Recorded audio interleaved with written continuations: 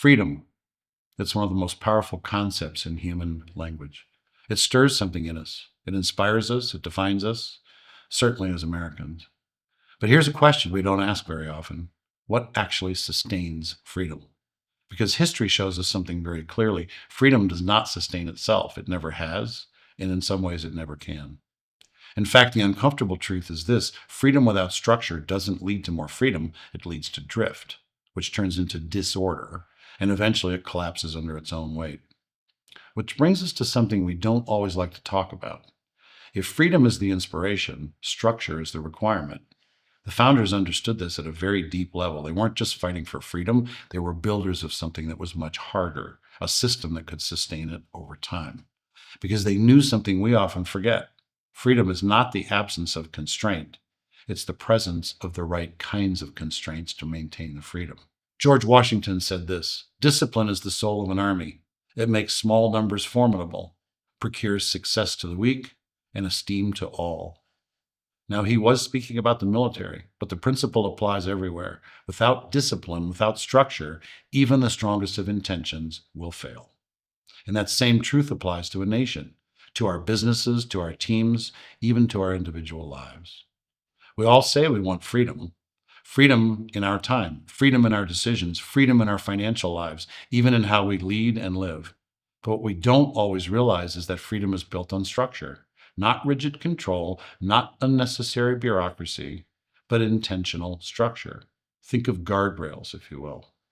Structure is what turns vision into execution. It's what turns values into behavior. It's what turns intention into results. Without structure, vision just stays abstract. Values stay theoretical, and freedom becomes unstable. This is where things begin to break down, because when the structure is weak, people default to what's easy. Consistency disappears, accountability fades, and standards lower over time. Performance follows. Not all at once, but gradually, quietly, almost invisibly at first. John Adams saw this clearly when freedom. It's one of the most powerful concepts in human language. It stirs something in us. It inspires us. It defines us, certainly as Americans. But here's a question we don't ask very often. What actually sustains freedom? Because history shows us something very clearly. Freedom does not sustain itself. It never has, and in some ways it never can.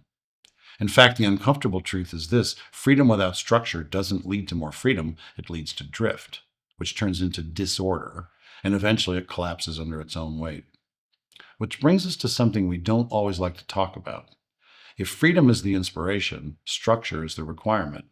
The founders understood this at a very deep level. They weren't just fighting for freedom, they were builders of something that was much harder, a system that could sustain it over time. Because they knew something we often forget.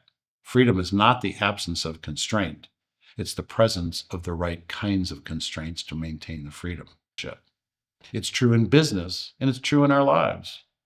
If you want more freedom, you don't remove structure, you build better structure, more intentional structure, more aligned structure, more disciplined structure.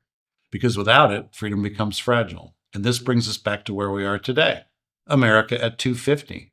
We are not just beneficiaries of freedom, we are stewards of it. And stewardship requires something from us. It requires discipline and responsibility, and for us to build and follow logical structures in how we lead, how we build, and how we show up every day. Because freedom isn't sustained by intention alone, it's sustained by behavior, repeated over time. This is where legacy building comes back into the conversation. Legacy builders understand something most people don't. Structure is not the enemy of freedom, it's the foundation of it. They build systems that create consistency. Legacy builders create cultures that reinforce standards, that operate with discipline, even when no one is watching. And because of that, legacy builders create something rare, sustainable freedom.